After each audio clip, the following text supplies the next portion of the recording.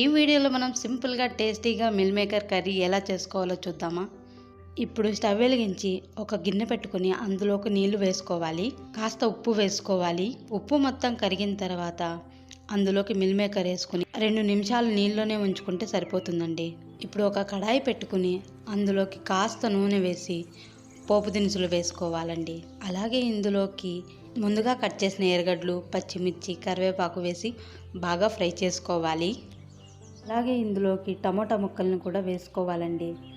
రుచికి సరిపడ ఉప్పు, కారం, పసుపు, ధనియాల పొడి, గరం మసాలా వేసి బాగా కలుపుకోవాలి.